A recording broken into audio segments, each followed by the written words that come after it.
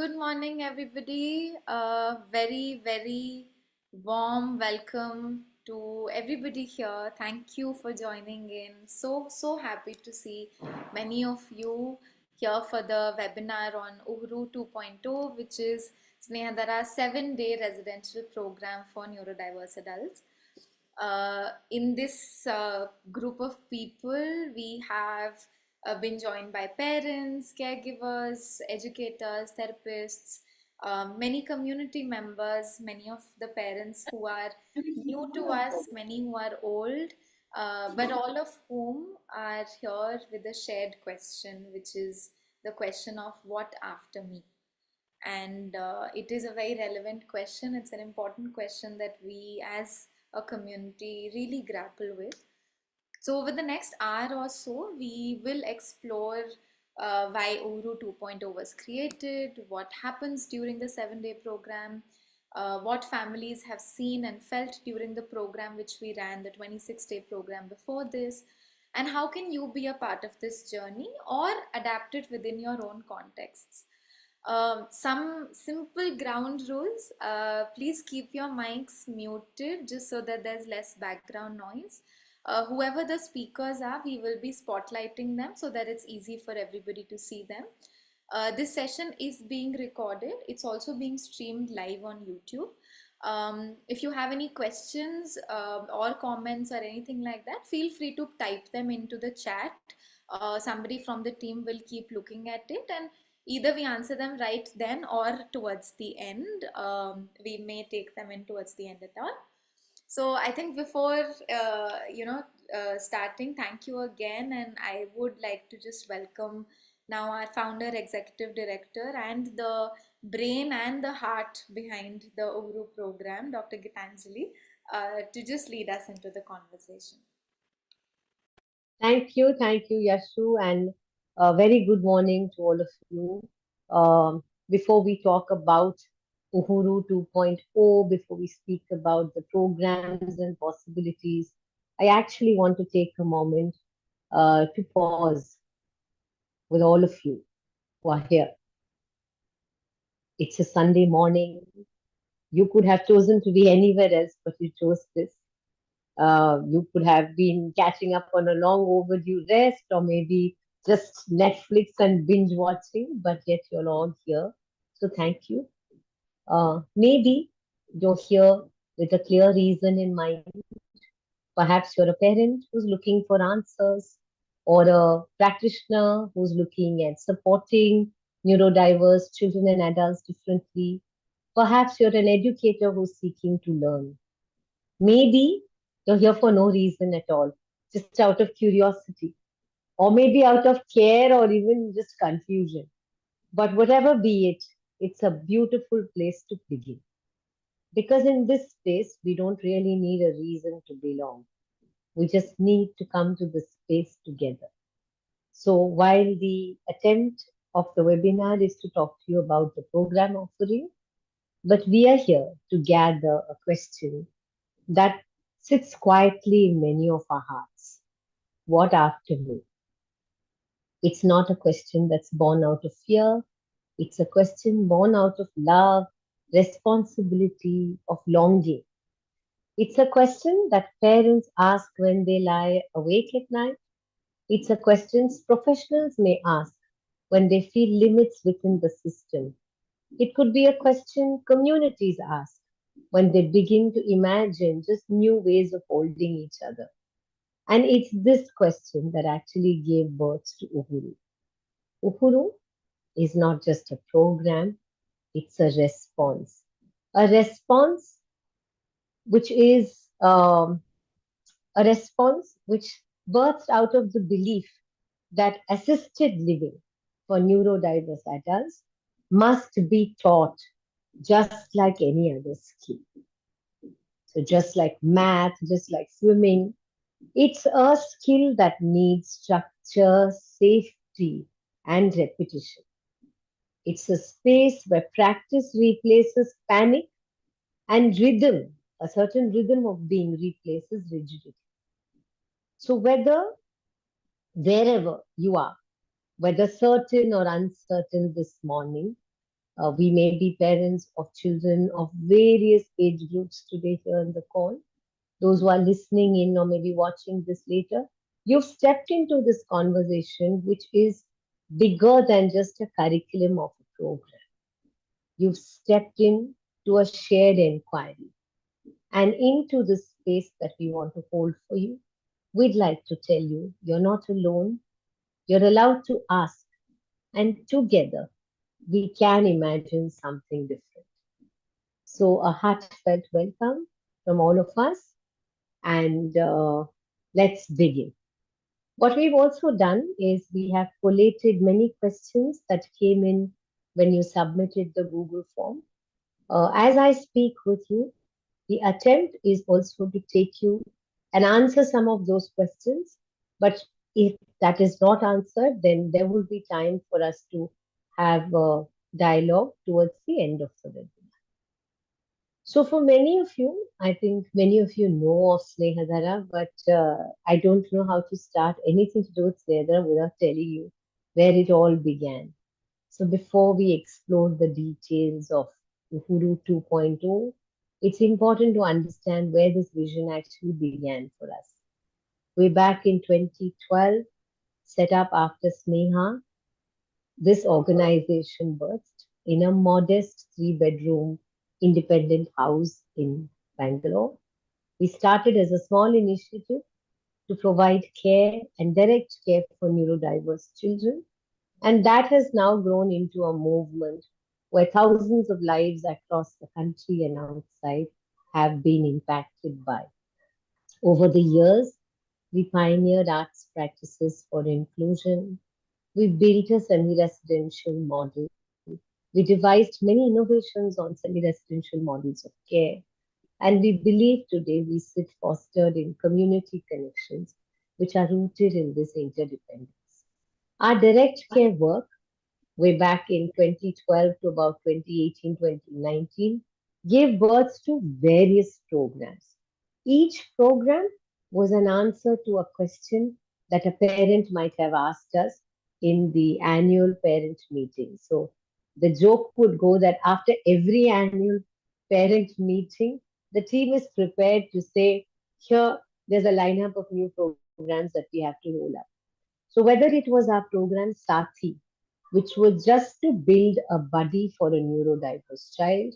In this program, we would have, um, uh, we would have special sessions where we would say, bring, let your child come in with a buddy. This buddy could be a sibling. This buddy could be someone from a family. This buddy could just be a friend. But what would it mean for them to have a co-traveler and a companion in their learning journey? We had programs, um, home visits, where every group of seven children who were a part of a group would have maybe once a week, a parent would host the remaining six people just for lunch. There were times when we would say we'll even cook the food, but the idea is just for the child to feel that there are people in my social world and there are people I choose to hang out with. Then we had our overnighters, which was, thank God it's Fridays, it used to be Friday nights. And we would have parents drop the children at 7 o'clock in the evening and pick them up at 7 o'clock in the morning, just to say, give yourselves that one night of being at ease and creating a space for the child to just thrive. And this slowly moved on to us building our own campus in Nelamangala, and we rolled out the semi-residential program. It started with a come on Mondays, stay with us, go back on Tuesday, come on Wednesday, go back on Thursday. Then it moved on to a 4-day program, Monday to Thursday. That's how the program was until the beginning of the year. The reason I share this with you is because there could be today in us, in this group, organizational heads, people who are thinking, can we do things like this? It's so possible to do things like this. And I think each program births from a joint inquiry that we might have had with the parent or with the child. And when we would have children say the siblings are going out for a pajama party, we would say, why not do it for the children here? So those were the very, very modest beginnings. The activities, the programs, the initiatives were not one off. They were formed with the foundation of everything we knew or understood about inclusion, about joyful living environments. So from a single overnighter, we moved to see it was a full season of shared care. We moved to semi-residential models. And then we saw something amazing. Participants began to make their own beds, prepare their meals, lead group circles, and most importantly, they began to trust themselves in spaces of care that were not the primary caregiving space. So this was the birth of Uhuru, and then we went on this April and May and did a 26-day residential program on campus and had two cohorts. So that's the story of Uhuru, and I think it'd be interesting also, understand a little bit of this name Uhuru. Now, Uhuru in Swahili actually means freedom, freedom and liberation. And the birth of the word itself, I mean, it was used a lot during social liberations of nations and largely during Kenya's struggle against the British in 1963 is where this term Uhuru birthed.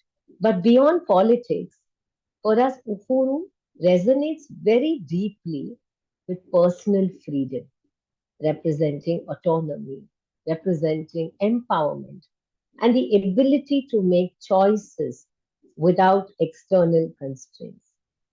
For us, it also has a very spiritual dimension to it, which just is can we look at spaces free from fear, free from guilt, and just being. So Uhuru, in just the etymology of its name itself, emphasizes community, unity, and a collective aspiration. So the original format you're seeing us do.o now, the original format was a 26-day residential program that was created for neurodiverse adults to experience just living together. And then something really remarkable there also unfolded. We witnessed how community living transforms not just skills, but the self. We saw adults walk in and walk out with a sense of mastery. I think while we were very convinced that the 26-day program was the way forward for us, it had the first cohort had participants from across the country. So did the second cohort. But as we did both, we felt that if given the right environment and if given the right opportunities, any adult will thrive. So the ability for the neurodiverse adult to wake up with an alarm, to prepare their own meals, to contribute to group routines, navigate public spaces, these weren't just skills. According to us, these were declarations of identity. Participants shared how it felt to be trusted, to be useful, to be needed. And the shift wasn't just logical for us, it was also very deeply emotional because for many, this was the first time they felt what it means to belong as oneself. There were no masks, there were no modifications. We lived together for 26 days, and there's so much we got to know about ourselves and each other. So the question arose then, what if we make this experience more accessible? How do we make it more rhythmic? How do we make it more rooted in real lives? And that's how the 2.0 version of Uhuru was born, or rather, is going to get rolled out last week of July, a 7-day residential program. Clearly, this is not a scaled down version of the 26-day program, but a more distilled one, a model that offers consistency without burnouts for caregivers and the team, practice and repetition without rigidity. So Uhuru 2.0 honors the values and structures of the original, and it reaffirms a very simple truth by which we believe in what we do, which is true inclusion isn't just about care. It's It is opportunity. It is the opportunity to reach one's highest potential, not in isolation, but through relationship, rhythm, and respect. So we'll now walk you through what this version, not original, this version looks like, what it holds, how could it be a part of a larger rhythm, either in your life or in the organization. So the program intent, it has a four-part framework. That's the intent of how we looked at it. The first is addressing parental concerns. Often, parental love, the love of parents, uh, keeps neurodiverse individuals from exploring independence. A parent once said, "No one knows my son the way I do, and I don't think anyone else can care for him the way I do." That's true, but sometimes that care builds dependency. At Uhuru, we try and say, let's try, let's step back, just enough of your child to step forward. So, addressing parent concerns has been one of the pillars of the program's intent. Second, balancing support and independence. Now, the metaphor that comes to my mind is like teaching an adult or teaching someone how to ride a bike. You hold the seat, you loosen your grip, and eventually you let go. So once one parent had asked, how do I learn to trust others with my child? How do I know that my child can adjust with another? Guru answers that question by saying, you start small, one meal, one morning, one assembly together, and we hold that space for you. The other, I think, important pillar of the intent of this program is a universal need. Families everywhere ask us the same thing in different ways, in different languages, with different feelings and emotions. Where do we go from here? What happens after us? Now, there is no one size fits all answer, but Uhuru offers a very replicable framework for structured care that nurtures autonomy. And the last being assisted living in our experience and opinion and inquiry must be taught as a skill. It's our deepest belief that assisted living is not instinctive. Of course, we all rise up when there's a situation in our lives, but that's not it. Assisted living, and as a parent, we owe it to our adult, we owe it to our child to teach them what it is to train in assisted living. It's teachable, trainable, and adaptable. Clearly, while answering the What After Me program, it's not about replacing the parent. It's about rehearsing life while the parent is still around. Once you want to collect the data on what does your child or adult need when you're not around. So you should treat this offering as just that, an invitation for rehearsing life when we're still around in the lives of our children. Now, why 7 days? And we love numbers, we love names. So you go to our website, you see our programs have enough names. For us, the 7 day program, and why 7 days, is we imagine Uhuru 2.0 as a crucible for others to adapt and try it in their own context. Lot of parents, I think, have in the last 20 years, have at various stages have come asking for be a part of this parent community. We all want to build something. We are looking at investing in a land. Trust me, in my own opinion, the everything else might actually work out. It's easier. It's never the infrastructure. But what it needs and what we're trying to create are these community spaces of care.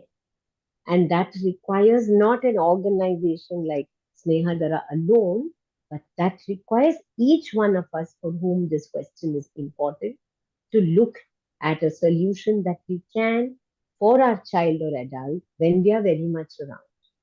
So our original 26-day format was powerful, very powerful, but was not practical for various reasons. Families asked, can you create something shorter? Can it be more than once a year? We would not want to uproot the child from what the child is already doing. So Uhuru 2.0 is that answer. We are hoping that the monthly offerings allows participants to step away safely, to rehearse life skills and return home with renewed confidence. So it's like a music class or training in any art form. You don't have to master it all at once, but with rhythm, with repetition, with practice, it just becomes a part of you. So the 7-day format is intentional. It's long enough to immerse, practice, and internalize certain rhythms of being together, and short enough to fold into a flow of daily life. Because assisted living is not a one time event, it's a skill that we believe has to be practiced and refined. So you can understand this program offering as one which offers space not just for the family, not just for the neurodiverse adult or child, but also for their families. I remember when parents would come and ask me, what is the one thing we can do for our child, ma'am? You please tell us. The child seems to be doing everything here in the campus. What is it that we can do? And my question has been the best gift that a parent can give the child is by beginning to take care of themselves. So for us, we are hoping that this program becomes a rhythmic anchor, a place they return to each month to recalibrate, build autonomy. For parents and caregivers, we believe this could just be a pause point. Here's a space, safety, a space of safety and trust where you can step back and rest a little bit, which I think we don't put too much focus on while the child is being taken care of in a system. Uhuru 2.0 also wishes to complement and not compete with any ongoing therapies, schooling, or choices that you have made for the child. We're hoping that this is a model which will fit into real lives, offering a certain continuity without disruption. It's not at all an alternate path, it's a return point, a place to just reset. And when parents came back, I mean, while these webinar announcements were happening, we had a lot of parents speak to us. And when some of them asked, saying, ma'am, simply tell me, when my child is there with you, what am I supposed to do? And I said, go on a holiday. And they said, one of the parents said, but how, ma'am? How can we go on a holiday? I said, that's your homework. So we are hoping in a version like this, and I think we did this even in the 2060 program, it's going to be mandated that parents give us what is going to be their 1 week plan. Because sometimes we feel there's always a time to take care of ourselves. Maybe the time to take care of ourselves is now because a lot of us have to run this mile for a very, very long time. We also believe that uh, beyond being a program, Uhuru 2.0 is a crucible, a space of transformation and testing. When we looked at the findings of the two cohorts that we had, we want to offer a model today to the world, which is not just a solution, but it's an invitation. What if this is possible in your home? What if this is possible in your school, in your organization, in your community? Can versions like this be created in small groups and address this developmental deficit that is there today in creating such spaces of care? So, what we've created here is not a final answer at all, it's a living template. Many parents also said, ma'am, can you all just go fully residential? And our answer is no, we're not going fully residential as of now. We believe that because this question belongs to all of us, finding a solution to this within existing protocols is also something that all of us have to do together. And we are hoping that this 2.0 model is a more accessible model. So before we go on to anything else, I'm going to ask Yashaswini to show us two videos on what this program really looks like what the 26-day program looked like. And one can then imagine how the 7-day looks if you've not already seen some of these videos. Yes, over to you. Sure, sure, ma'am. So this is a small compilation of the 26-day second cohort that we just finished a few days ago.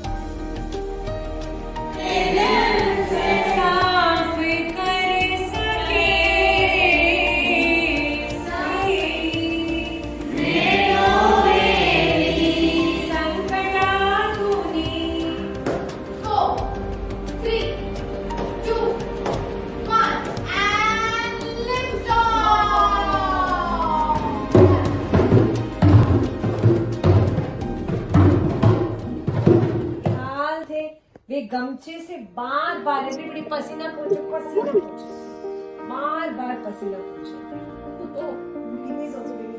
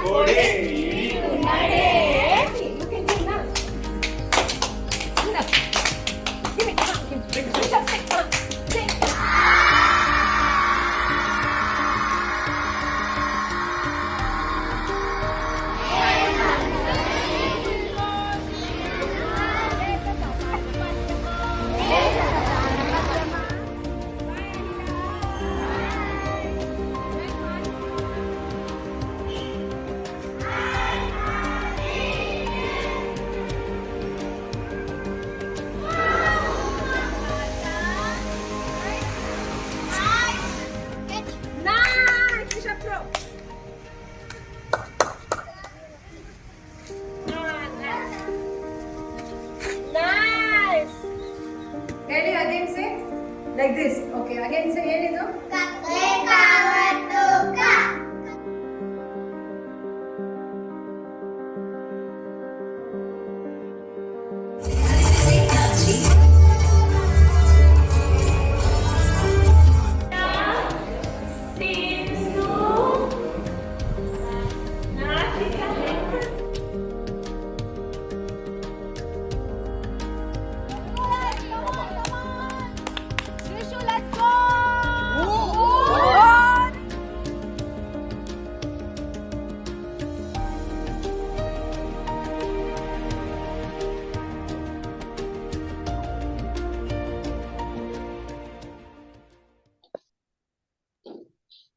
Thank you. This would have given you a little bit of a glimpse of what uh, the 26-day program looked like. Again, even for the 7-day program, the flow is 4 interwoven strands each day, where we work on exposing the adult or the participant to arts-based practices, be it movement, theater, rhythm, storytelling, voice, music, independent living, which forms a very important part of the program. So we've had children who've been a part of the program who possibly may not have even been able to begin rushing independently, but of course, by the end of it, we managed. We did walk some strides with them that involves brushing, bathing, cooking, waking up to alarms, managing your own space. Community living is a very important part of the program where if we live together, we manage the space together. So it's beautiful to see how they are able to uh, get that very effortlessly. So, be it cooking a meal, be it clearing up after every meal, setting up tables. I think all of these were small successes of celebration and social immersion experiences where, along with Snehadara works with about 9 government schools in the community around Nelamangala. So, taking the adult with us as co-facilitators into the government school spaces, opening up interactions for them with the larger social world, be it inviting people to campus or us making visits. I think that's one of the USP areas. So, when parents have asked this question, how will my child manage their day to day? How do we even begin building life skills? The answer is start here in a safe space with guidance and keep repeating it. What I think would also be interesting for us to share is what did we measure in these 2 cohorts? Like, what were our progress indicators? How did we know that is this working at all? I think some of the things that were very relevant for us, and these were the thread lines with which the program was also conceptualized. Activities of daily living, community participation, vocational engagement, which is very task focused, emotional regulation, social interaction between the groups, communication and expression. How do they share? How do they live in a shared space? Co-facilitation skills, learning stamina, like what is the ability for sustaining focused attention across sessions through the day, reducing disengagement. Public space navigation, be it taking them out, be it exploring very different possibilities. In I think in the second cohort, we took them in for a beautiful show at Chaudaya Memorial Hall of just being in the audience and how do we navigate such spaces. And of course, peer reciprocity, where how does trust, mutual help, collaboration work for the group, which is both verbal and non-verbal. So these are not just data points, these are stories of becoming, moments where fear gave way to a lot of capability. So our findings was interesting. About 90% of the participants in the cohorts showed marked improvement in their daily living skills. 100% of them, I think, had a role to play in shared community responsibilities. Participants co-facilitated with us in the government school programs. We saw how they navigated when we took them out for the field immersion experiences. And most meaningfully, we witnessed a clear shift from dependence to self led participation. And that was something really beautiful. We also have present here, I think, some of our parents who have been a part of the cohorts, and I'm going to hand this over to Yashashwini to invite maybe a parent or two to share how it was for them, and then I come back to you. Absolutely. Thank you, ma'am. So yes, like ma'am said, we do have a few of our parents whose children and adults were part of the 26-day programs, either in the first cohort, second cohort, or both. So inviting a few of them to speak, share their experience. How was it like? I think it'll be good for other parents to also hear. Jason, if you are around.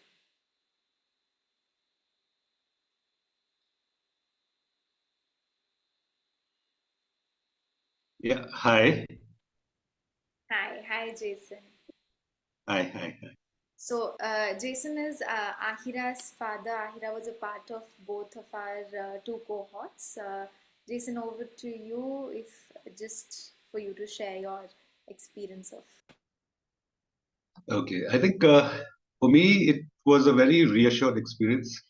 Ahira has done it twice, so obviously the first time was I was apprehensive that she would manage the program, was expecting a call anytime. But I think just with the good communication from Snehadra and the team and me, and very soon I realized I was in very safe hands. And fortunately, it all went very well for Ahira. And I think the overall writing experience for me as a parent was I really felt safe, trusted, and I had time to do things which honestly uh, one has not had. Uh, and I'm sure a lot of parents who neurodivergent issues have that. So I think that was a real plus. I even managed to take a few days on a holiday, which normally is very, very difficult. I normally have to arrange a lot of things, even if I'm going out for a day or two, just to ensure that I would be in a safe environment. So I think that was one. Now that's for me. But I think what I've seen for Ahira, I think the change is very positive, very good. She's definitely more communicative. She is not just with me, but with people around. And recently, my family was around, and so we had gone out for a dinner, and she was actually engaging with them. And I think hearing the responses later from my extended family who had come visiting, they said, I really found her a lot better. She's more receptive. She actually looks at you in the eyes, because that was something she wouldn't really do unless she was super, super comfortable. So, and that's for very few people. So I think that was an amazing change to hear it from others. I mean, of course, I have seen the change, the steadiness of improvement, and not to say there won't be some ups and downs, that's there. But even in that, I feel she has handled things a lot better. She knows how to navigate that space even when something's not going her way. She's definitely more patient and gives herself a chance before re-engaging. So these are, I would say, like big wins. And of course, it's a continuous process. It's not that it's all just going to be all right all the time. No, but definitely has given me a lot more confidence that she can move on to other steps. And I'm glad again that there is another cohort coming up, and hopefully she can maintain that, and I can sort of add to it to make it interesting for her for, and for the community she engages with as well. I think the better she is, it's also good for the community as such, you know. So hopefully she will be able to not just be just a participant one day, but maybe somebody who can actually engage and be a useful member. So I think that government school reach program, which Gitu was talking about, I think that, for example, is one such initiative. And yeah, there were small steps, but one has to start somewhere. And I think doing something like that, that kind of exposure, I think gives them that innate ability to start feeling confident about themselves, that they can engage in a world outside their own spaces. So yeah, I think that's what I can put it in a sort of nutshell. It's been a positive experience, and she's asked me, is there another cohort? So, Yay! That's great news. Thank so you. Thank you so much, Jesse. Thank you. Thank you. Meant a yeah, lot. There are a lot of questions, and I know this feeling because even for us to sit through 1.5 hours without not getting the logistics out of the way for many parents who are asking questions. Does the program handle children with food sensitivities? I'm going to get that off because they're easy questions to answer right now. Yes, there is. There's a very clear way in which we log in the needs of each child, and to the extent possible, the dietary needs of every child is factored in. You'll see a list within in the kitchen which talks about which what a child can eat, what the child can't eat, and the kitchen does provide to make sure that this is taken care of. So for the parent who's asking that question, yes, I think minimum age of the program has already been answered. The logistics of how to enroll, how do you go about it, the fee structure, all of that is going to be shared with you as well. Registering for the program is very simple. You have to give us a plan on what are you going to do for that 1 week when your child is here. And if you feel we're convinced with that plan, and then you can admit the child. So the selection of the child is dependent on the parents' commitment for self-care. Quite honestly, that's what it is. But for many parents, I think we have to handhold them through this because the first 3 days goes in watching what's happening there, what's happening there. It's a preoccupation till you realize after the day four that, oh, we have only 3, 4 days more. And I think it'll be nice to go through that process together. Accommodation, it's a very beautiful campus built off the grid in the outskirts, right in the middle of a lot of open space, a lot of fruit orchards behind. So most of the time, like mango season, we just had to go for a walk and make sure we pluck the mangoes out of all the trees. So every fruit season seems to be like that. The rooms are um, for children, for adults in a room, and the maximum that we will take in any cohort is just 10 or max of 12. We have capped it to that while the capacity is still 24 very comfortably. But we want to go through this journey with each child. We want to make sure that we are going through this. So we do keep the numbers to just 12. Even in the last cohort, we had many parents saying, no, this date doesn't work for us. Can you do it another date? But I don't see ourselves touching anywhere more than 12 or 13. And that's a choice Nehadara has always made. For us, numbers has never meant impact of numbers as much as it's journeying with them. So that will be the cap on every week. So we do want to pick and not pick and choose, but it's really going to be we have the design, we have the dates for you to pick up within this 1 week program for parents of children who are much younger and may not qualify for the program. We open it up as an invitation for you to just come and spend a day with us. Come, be there, see what the child is doing. You'll be very surprised, and it's like when we give, it's like I think all of us will have this story as parents.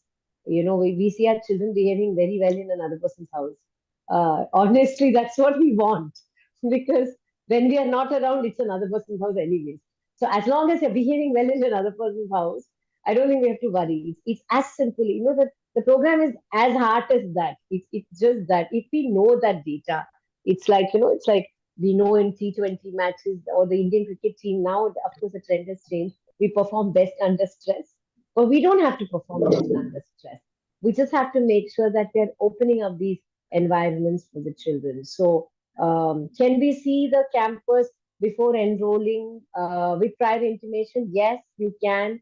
I love these questions because half of what I need to say is taken care of right away.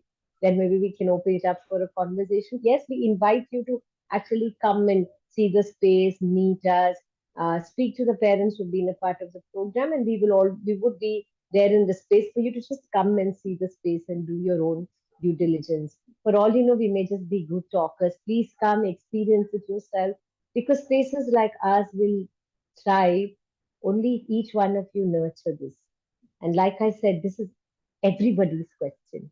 And I think one of the big things for us in both the Uhuru cohorts is, what does it mean for us to rejoice and celebrate another person's child?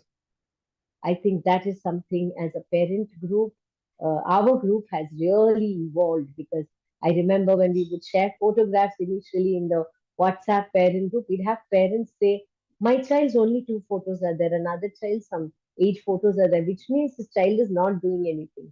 And I remember telling the parent, now I'm not sharing any photos. No news is good news. But even these things, right? I think somewhere down the line, and being very fair on the journey each of you parents have gone through, and where your skepticism comes from, where your worries come from, how you celebrate successes every day. I know that they're very important questions, but we flip the question around, saying, see if the person who's sharing the room with your child is actually doing well, who's at an advantage here?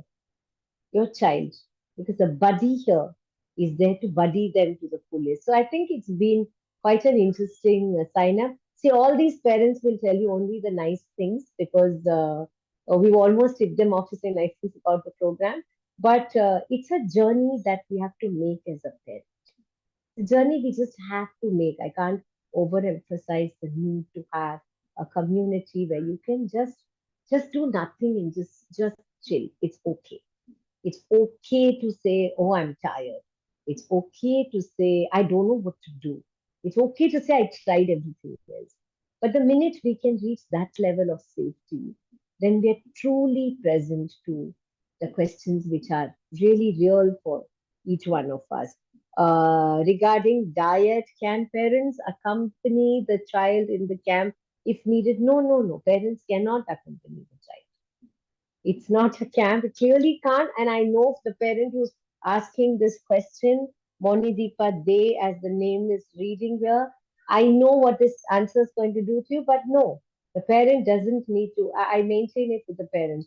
No news is good news. Trust me, the child will learn to adapt. Of course, we could have lot of issues, maybe with the children. There could be children who have aggressive behavior. So we do try and open that dialogue with the parent in all honesty, and we hope the parent shares that information with us. Then we look at how do we work this around. So the parent can't accompany the child. I think the first day you can ask many parents who are here, you come drop the child, eat with us, and then about 2 hours we have you on campus and we'll tell you bye, you come back to pick up the child. But there is space for you to clear all your doubts, share the story of your child that you want us to know, and then get into this program. So it's no parents. Do you have residential programs for individuals who are high functioning autism who are above 18 years? Yes, we do have. I see the age limit has been a question that has always come up for us. We've never maintained admissions have anything to do with age. Only for this program, because we feel it's a more urgent question for a parent of a child who's 14, 15 and above. The upper age limit has never been, we've never capped that. We've had 44-year-old adult with us. I think in the past we've had a 46-year-old adult with us. So that's clearly not, age is not, the upper limit of the age is not something we've capped on. What we offer in terms of functional and management skills is what I shared with you. For us, it is how do they navigate themselves in a social world. So clearly, we may not be teaching them concept of money and time in the way one would like them to be taught. But do you understand the importance of time in terms of structure, in terms of rhythm? How do we show up to the day and activities planned for the day? How do we like math is largely the proportions that we do when it comes to cooking. So it's a very rooted, it's a very back to basics, kitchen and farm kind of a program because we feel all the learning is there. The learnings for an adult, not just neurodiverse adult, has to be such that you see these learning triggers everywhere around you. So our therapy room is the kitchen, and our one-on-one OTPT room is the dining area. You can understand it like that because we believe that as multidimensional adults, we just need to provide these spaces. So besides that, of course, they do have art practices, API sessions that happen through the day. I think can you arrange a place to stay for the parents nearby if traveling from a far off space? Yes, there are spaces close by which we can suggest for the parents to stay. And wherever you are in Bangalore, you're going to be 1 hour away from any place. So even the close by is 1.5 hours, any case, given how Bangalore is. So there will be spaces that you can, whether we can arrange, we can just share the spaces that are that we know of close by. But yes, you can. What are the challenges you face through these cohorts? Oh, very nice question. Uh, I think, okay, first cohort, the challenge was not so much with the children, challenge was with the team because we forgot in all of this that we are also living together for 26 days. So I think as adults who have the so called, like I always say, one of my biggest learnings in the last 20 years has been that normalcy is overrated. I think all our special needs surfaced out in a way that we weren't prepared for.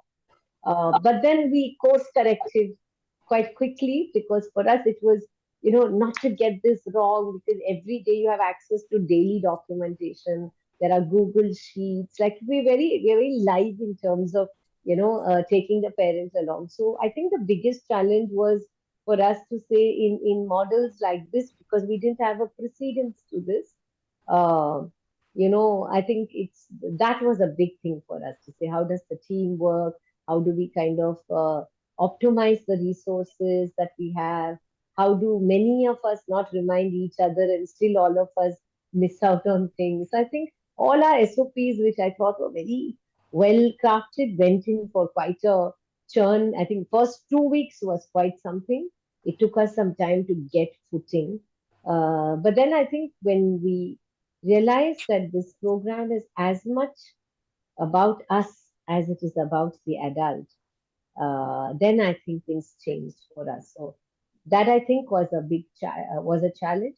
The other, I think, when parents do not tell us in the fear of will the child be admitted to the cohort, and they don't give us the full picture of you know violent outbursts or aggression, then and we discover it, then it does become a bit tricky and challenging for us. But for me, here's a model that's tried, tested. Anybody should just lift it and say, I'd like to do a version of this. So I think that was our um, only challenge. And we also grew with the parent community. So I think even for us to hold each other through, and it's such a large extended family right now. So I think that was not a challenge, but that was like I think the bonus outcome of this is the way the families allowed us into their lives. And I think that really is something I hold very, very special for both the cohorts. Um, my son is non-verbal. How will he manage? Uh, there were children in both the cohorts who did not have functional language. Uh, I posed the question back to the parent. You're managing him at home. He'll manage himself. We'll figure out a way in which we are able to navigate that through because we believe that if opportunities and spaces are created for people to just be how they are, then it's about meeting them there. So I think having language skills is not necessary. And I think the team goes through a lot when we've had non-verbal children to also, kind of catch our own perceptions. Oh, is the child trying to say this? And we've always seen that the adult or the child themselves have allowed us entry into understanding them. Can you share the calendar so we can plan accordingly? Yes, we'll give you the dates for July, August, and September. Can we try for a short duration, like an overnight or 2 days first? If you're in Bangalore, I think you can. You could possibly choose 2 days in July and then sign up for the August cohort. But we would love to talk to you. The name reads Rajeshwari. We'd like to talk to you to understand what's in your mind. If the thing is, will the child adjust? My answer is the whole program is to say the child will adjust. Will the child adjust on day one? No. It may take day three.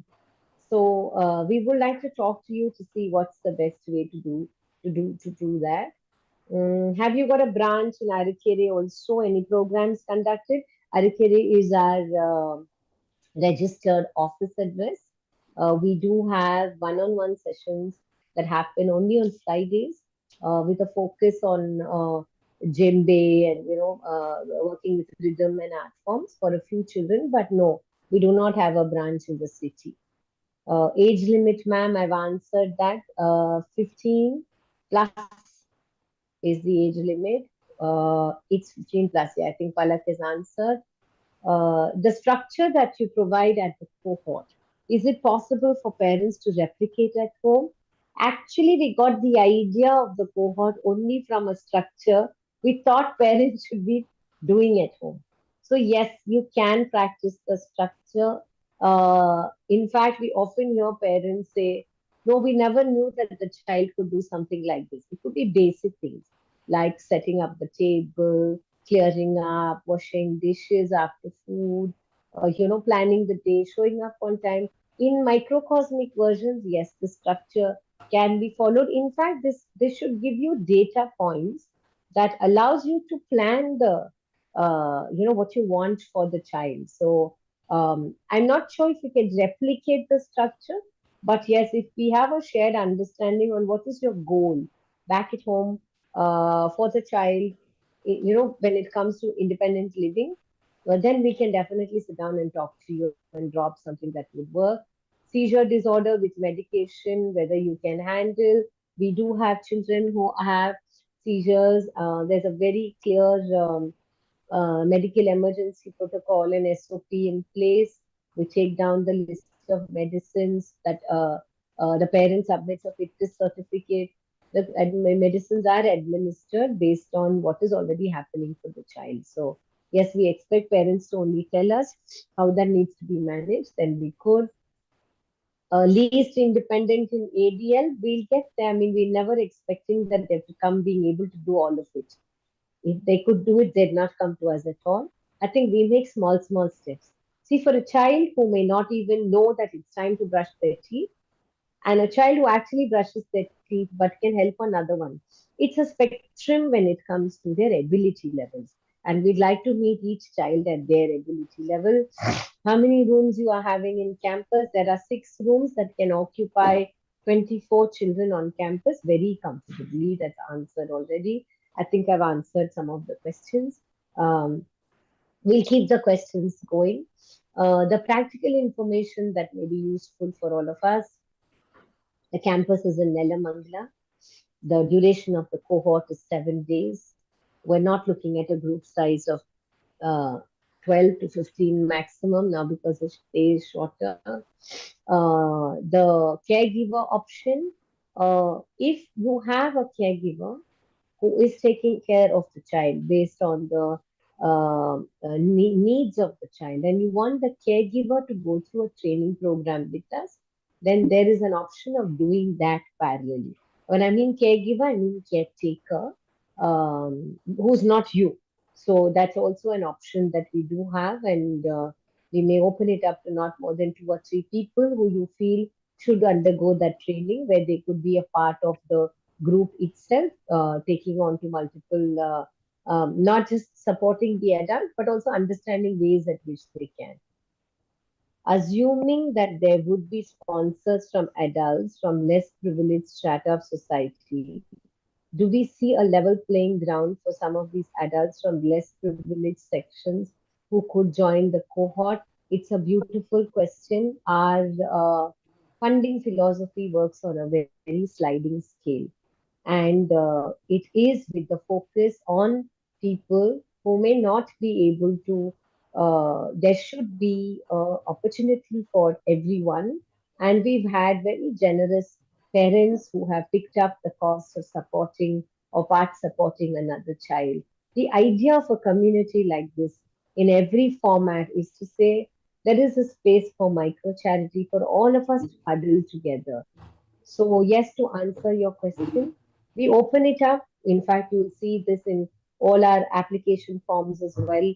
Pick a scale that works for you and see if you can support a child, or bring us five donors from your inner circle of influence. It could even be 1,000 rupees a month or even lesser. But we have Snehadara run with over 350 donors, whom I think many of whom we don't even know who they are and where they are.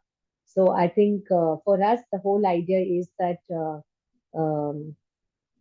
for any one of our children to succeed in a program like this, all of us should succeed, and vice versa. So I think there is a provision for that. And we've had very generous parents who actually gone out of the way to say, I'll bring people whom we know. And that's our way of also expanding our influence and circle of care. My son is 22, he's high functioning, he's very independent, communicative, but next level, I do not know. How can I help him? He can also travel over independent maps. That's lovely. I think, again, for all that, and it's so lovely that he's doing it. I would really say that here may be an opportunity for us to see what all can he do on his own, actually. So when Jason shared about Ahira, I remember when we took Rishabh and Ahira to the government school, um, I came back with a heart full saying, if these children can actually run a space like this, attrition will never be my problem, because the way they showed up to these spaces, the way they felt they're a contributor into the system is strength of a different kind altogether. So yeah, the 1 day, I think the fee seems to be a top question coming in from many parents. We will be anyways writing into you, but the fee, which includes the stay, the food, the facilitation, the travel, and taking them out to various spaces, the fee for the 1 week program is priced at 20,000 rupees. Again, what we said, we would open this up to parents, and then should you feel that this is not something that you fits into your ability of being able to afford, we will find sponsors. We are hoping that within groups we'll find people to support the cause. So let fee never be the criterion for admission. But having said that, I think for most of you who are here, sustaining a model with 10 and 12 adults for whom an adult student ratio is almost 1 to 1 is going to require all of us to keep that alive. So we have kept a funding philosophy like this for the last 12, 13 years, and we continue to have it. So we've also met very interesting parents who have actually walked that extra mile with us. We've also met parents who've taken a funding philosophy like this for granted and said, this year we are going on a world tour, we don't have money to pay for this month. I've just left it the way it's going to be, because I think we all have miles to travel together, and that continues to be the funding philosophy. Seema says, my son is 19 years, independent, commutes on his own to JP Nagar and other programs. He's quite independent, finished senior secondary with 89.5. Lovely. How can this be, her program be useful? It'd be nice if you could speak to one of us, Seema, and if we know that what is the goal that you want to achieve for him or for yourself. You want him. Sometimes I think for parents, it's a very tricky thing also that we're going live, but it's important to say it. The goal may not necessarily be only for the child. The goal may even be a goal for you, a goal for you to trust spaces and assistance, a goal for you just to say for 1 week, I don't want to take care. I just want to chill. That's also a very good goal. It's just that somehow we feel that today's society and the pressures of parenting may not allow us this luxury to say, I want a week to chill. That's a great goal. So you have that 1 week of saying, there's a holiday that I want to do that I've never done, or I just want a week of just, just being by myself. That's a good goal and a great starting point as well for most of us. I don't know if I have missed any other questions. I'm not the best in reading. I think whatever surfaced. But when I visited here, I was told, 1 minute, uh, I'm going to leave Yashu and Palak to then speak to Yes. Smita and just check the address, please. Yeah. Yeah. Okay. Just for us, I think before we bring it together, and if some of you want to come off on with videos and share something or ask something beyond the chat messages, it's a lot for me to look at right now. But yes, I think the invitation here for all of us is come for a week and leave with a lifetime of practice.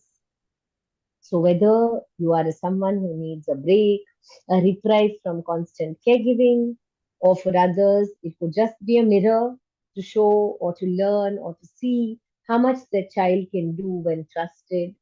It could just be a small step that you're taking. Many families come seeking rest for themselves and their children, but they leave with relief for themselves. They leave with a new story, one where the child is not defined by need, but by their capability.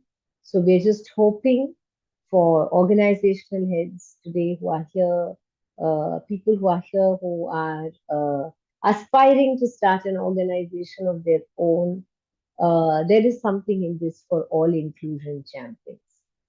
We're here with a program that has worked. We'll be very happy to share this with anybody who wants to weave this into their community fabric on building such spaces. Call us, invite us, host us, and allow us to host you. I think a program like this is not luxury the way we see it. A program like this is lifeline. If there are any questions or if parents want to share, I'm opening the floor for about 10 minutes.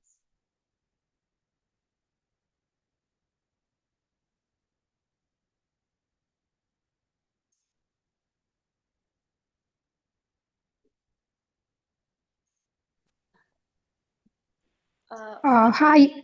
Okay. Yeah, Go ahead, please. Yeah, could I ask a question? It's actually related to my brother. yeah. My brother is like severe MR with autism. So do you think there is a chance of improvement because he is not independent in any way? And at this stage, he's like 44 now. So would it be useful if he attends this course? Is my question. See, I don't know how to answer the question on will it be useful. Maybe can we ask this question a little differently? Okay, Have we maybe I can, will you be able to like handle because he can't do anything independently, like washing up after he goes to toilet or taking bath, brushing, none of these things. So would it be okay to we have accommodate? had adults who have Okay, been completely dependent and where even basic activities of daily living have been supported. So, to okay, answer your question, can we handle it? The answer is yes. But the question I think here we should ask is uh, we might be able to collect some newer data points on if these needs are taken care of. How does he navigate and manage himself in such spaces? I think that's an important thing for you if he's already 44 because today I can imagine the primary caregiver's responsibility for an adult who has needs which need to be addressed, even the basic needs. So, can we handle it? The answer, yes, we will. Will it be useful? I think that's for you to see on what is it that you want. Would it be what would it be to give him an environment of people to be? How does he manage himself in that space? How does he respond to instructions from people who are not a part of his primary caregiving circuit? I think those answers may be useful to answer in a program like this. Okay, actually, right now I have put him in a center called Arna Ayu. It's been like a month he's over there. So they are taking care of him over there right now. But I would also want him to have a chance at being independent, at least doing his day-to-day activities. So that's why I was looking for a course actually. Because till now my We father was the could. one. Yeah, we could. I mean, see, I think for us as well, between the two cohorts, we've seen children make a lot of shifts between the two cohorts. Like children have also come back for the second cohort, but this would be an experiment for us to have, and it's a useful thing if you're saying right now, until now, my father was taking care of him, just to know that what is even his, how do we define the care that he needs from here on? It may be a useful exercise to do it like that. Okay, thank you. So we can contact, I think I have Yashaswini's number with me. I got the Yes, message from her. right So can I after, contact her? yes, Okay, yes, okay, right after the okay, webinar, you will get an email from us with a okay, recording link of this, thanking you for your precious time on Sunday morning. And the team will be contacting you within the next 3 days. So you'll have either okay, Yashaswini or Palak from the team speak to each one of you. You have their numbers if you have, just WhatsApp her so that she fixes up a call with you and takes it forward. okay. Thank you, ma'am. Thank you.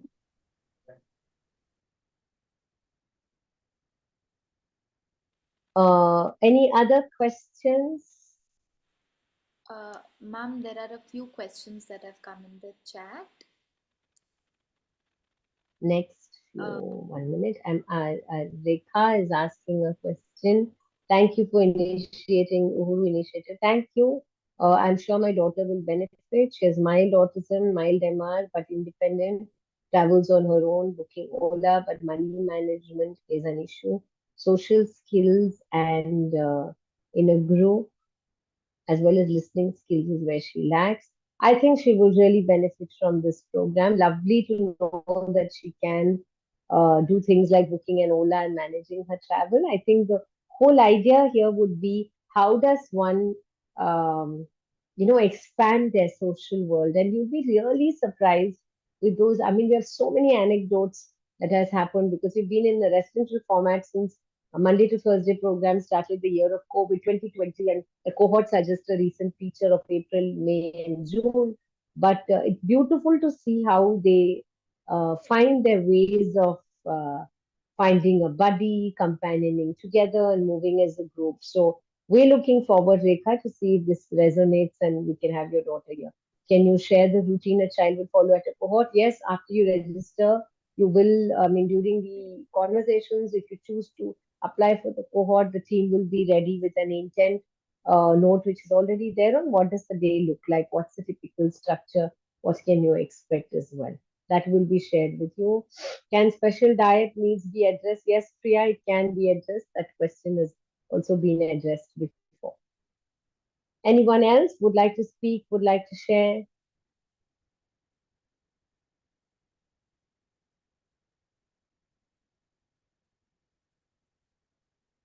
Sujata has a question. Is there a possibility of keeping the cohort in the first or second week of every month? No, it's calendarized to the last week, at least for July, August, and September. Right now, we may not be able to have that luxury of changing those dates.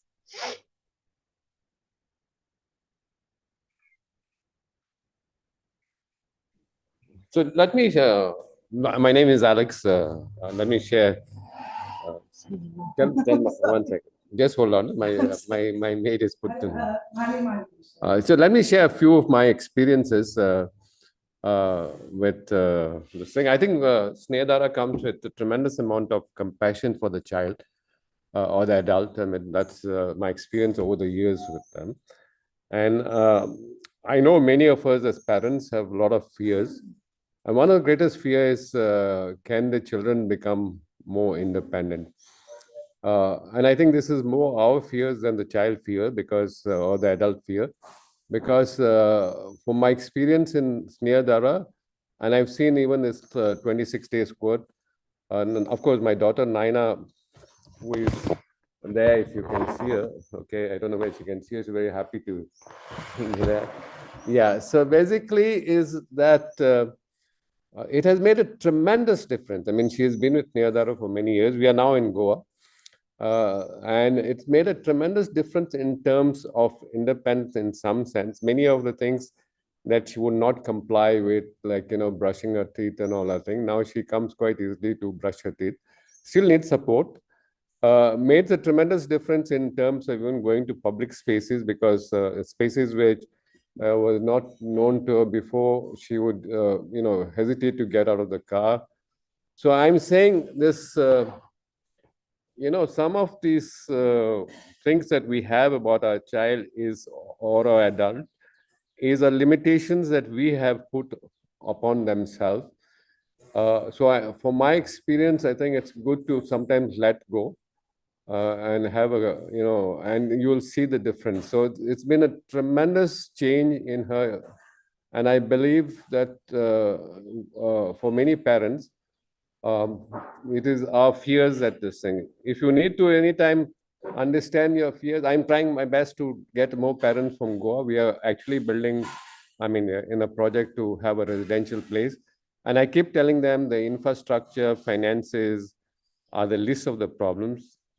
And I think the main thing is to look at how you build this community, independent living, confidence in them when they feel they can contribute to another person's life makes a big difference. This is in brief. Okay. So I would like to, uh, first of all, congratulate and, the whole Snehara team, Gitu, who comes with tremendous mission and passion to make a difference. And I think this is one of the uh, first things I've seen, and I know a lot of other things that are happening across the country, and that is happening here. And I do believe that if you allow your adult to go for this experience, you will see the change that will take place. Thank you. Thank you so much, Alex, and it means a lot. And yes, Alex has been a part. Alex and Nana have been a part of Snehadara even before Snehadara. So it really means a lot, and we're always happy to celebrate what we hear from Nana. I remember when she came in for the cohort, Nana's air travel is not really. We've not been very lucky with the air travel of making the flight, and I remember the cheering we had from the parent group when we heard Nana quite effortlessly did this. This trip to Bangalore when they were bringing up the cohort. So I think there are these little things. I don't have a claim to fame that we have a model that is uniquely ours. I mean, it's a model everyone has a right to copy. It's There's no copywriting here on this model, but I think just putting out the conviction that these adults can manage. It just reaches, I think it's the story of the 100th monkey and the sociology story of when a critical mass is met, which believes in systems like this. I think just everything changes and aligns itself. And I think this is one such for us as well. So, yeah. Like I said in the beginning, this is not really with the idea of this webinar, while it was to talk about what we can offer and we would like to do. But I think it is for all of us to just stay in conversations like this and see where do we want to make this beginning. Some of you are parents. Gayatri is here who came on video a couple of times with her adorable smile. But I know Krishna may not yet be ready for a program like this, but who knows, having Krishna here might create a certain level of readiness with the group. And it's so beautiful to see how the age groups come together. I remember in one of the cohorts we had one of our visitors were a Tata Party couple of 87 and 92 years. And just having them there did so much to the space, to them as well as the children. So I think it's a bigger, the mission is bigger than just creating these spaces. It's about teaching society that there is so much love to receive and give.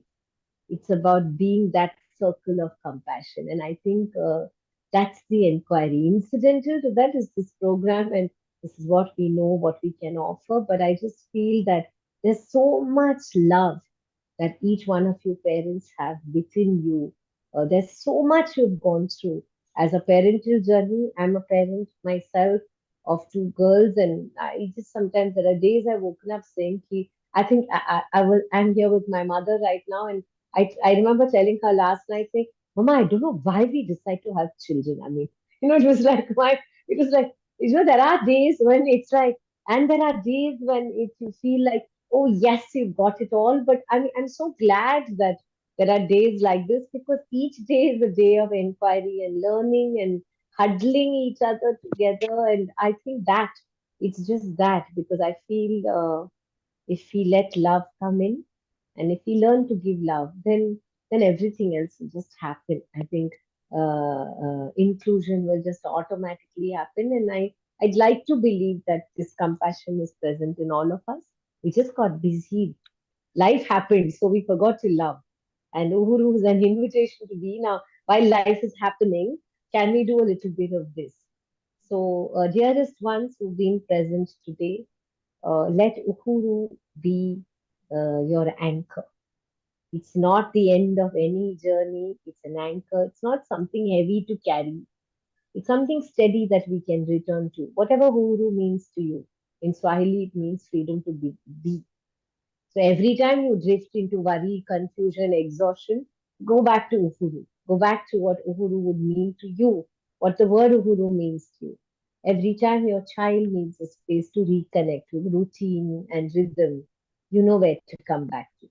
Every time you feel your organization wonders how to hold spaces for neurodiverse adults, is there something that we can try differently? Come back. Here's the space to come back to. We believe Uhuru is that anchor. It's a rhythm, it's rest, it's recalibration, not just for the participant who enrolls here, but for families, for systems, for this entire ecosystem that we need. I don't know what it takes a village to raise a child. It's time to rewrite that. It may take a village to raise a child, but I don't know what it takes to raise adults. I think the question is not about raising the child. So I think Uhuru may be that. Let us make this an anchor available across geographies, across lives, in our lives, wherever we are. Treat this as a space for reprieve. So here's a heartfelt invitation on behalf of the team and I to families. Come, try. Let your child live this week and let yourself rest. To organizations, the time to do this was long ago. So we are very happy to share what we learned. Host us, learn with us, make space in your own context. To schools and therapists and agencies who are waiting for change, all the advocates for inclusion, let's not wait for change, let's just practice it. And together, let's grow a world where no family has to ask, what after me? Let's keep growing together. Uh, yes, that is it from me. If there are any thoughts from the parent group, you have anything to share as you listened the last 1.5 hours, we can open it up. It'd be nice if you can come with your videos on. One question that popped up is, are you discontinuing the 4-week program? Yes, the next quarter, July, August, and September, will see us do the 1 week because as a team as well, we've had a lot of parent groups reaching out to us to try models of this within their spaces. Alex is here, so Alex will be very happy to come and share and hold groups that in Goa are trying to do this because our idea is here's something we've created within what you have created. Please do it, and I think I do sit saying, and I agree with Alex as well. It's not land, it's not infrastructure, it's not the funds, but yes, it's all of that. So if you already have all of that, then we'll be happy to share with you what we have. So I think, yeah, here's something for everyone. I think Sri Vidya is going to say something. Sri Vidya is parent of Naren, who has come from Chennai for our second cohort, and Naren beat us to our language of love actually by teaching us so much what love meant. I think just his presence, just his, I mean, a child asking us, does the nose pin hurt your nose? I mean, that's something that we would hold so truly in terms of little things that children teach us. I think Naren filled our lives with love, and we can't. And I know, and I remember after the second cohort when we spoke as a team, we were like, we thought we cracked it, but there's so much for us to learn from just how he was, checking out on people who haven't come, and he was like, Naren was like the man Friday we needed in the space. But yes, Vidya, we're very happy to hear you share. Thank you, Gitanjali, for the opportunity. Can you hear me clearly? Yeah. Thank you. Thank you for the opportunity. For the whole team of Sneha Dara, everyone there. I didn't know the meaning of Uru when I started off with. Now, when you mentioned it earlier, it's a true feeling, I would say. It's a feeling of liberation for me and also for Naren. We both have experienced it. And freedom for Naren, I feel like. All the while, it's been like a package. Wherever I go, I believe that Naren is a package and I have to take care of him, go along with him. That's how the journey have been from childhood to school age and his teenage and adult. So that's what I've been thinking in my mind that I have to take care of him fully. My presence is required. Like nobody else can take care than better than me. No one can replace me. All these were my thoughts. But on the back end, I always wanted to try out something without me. What, how Nareen will be without me. So it's something which was there like any other parent. So, mm, I would like to congratulate the team for successfully completing the two Uhuru cohort programs. And the effort and the energy is very positive. And usually, when we go for any trainings or anything, no, there'll be a lot of questions or exchange. One thing I was amazed is I was not involved. You just Naren is in the program, and you will be uh, doing your work, self care. Maybe you can go out. So this 1 month, I explored a lot, not having a single thought that what's Naren doing? Is he safe? Because I knew that he was already safe in us. It's a very safe and secure place, is what I feel, because the first visit was a 4-day visit, a trial, and we also get to know the campus and the routine. So it gave me an idea. It's a very structured routine, like how Naren is, his routines, and he's just so stuck to his predictability and routines. We always call him like a checking inspector at home also. He'll keep checking things around, like everything is in place, order. So one thing is, he's got an opportunity that the predictability of my routine here in Chennai has broken. Now he went to a new place and it's given an opportunity for look for something different, a different community he can thrive in. That experience itself was beautiful for him, and the daily updates kept me calm, checking that what all is done. Okay, this is happening. The social engagement, the community engagement, because as parent even I had the mm, checking on him every now and then. That so I was more now. I have shifted to emails and sheets. So that was my update, and I think it सही है was very very गरम करने professional. को रख दो सांबर गरम कर लो And the sense what I see right now is looking at me very often before doing a task, like expecting the eye contact is what I felt, because he's so independent and familiar with the current environment that just like that he goes and does his work. So I felt like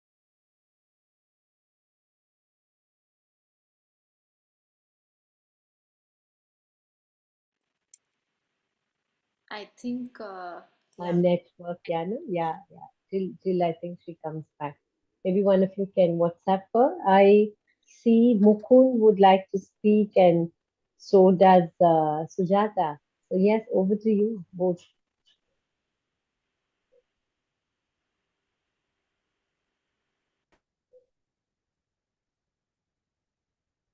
Sujata, would you want to go first, or would Mukund like to speak?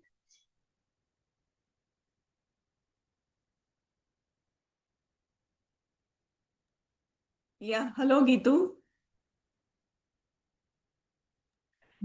On Hello. Yeah, the first in the beginning we were very apprehensive to send him to an unknown place. So after the 4-day cohort, the 4-day camp, we developed that confidence to send him. So even after the first cohort, we saw the change in him. He has developed confidence. He's taking his own decisions in some things. He even initiated conversation with our extended family members, which he was not doing earlier. That is something very great. And of course, I whatever Jason and Vidya have said, I too feel the same. I too went through the same experience. So that's all I want to say. And I wish Uhuru all the best. And Thank you. Thank you. We're looking forward to Risha.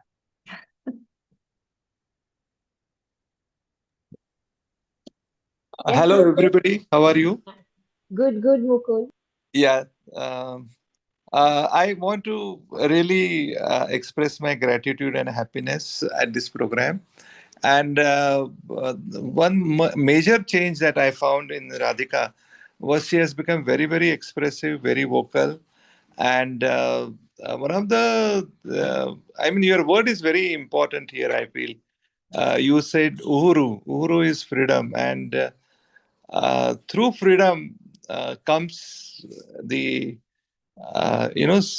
sprouting of the great personalities. So we are seeing those things happening. Thank you very much. Thank you so much. Thank you. Means a lot to us to listen to all of you.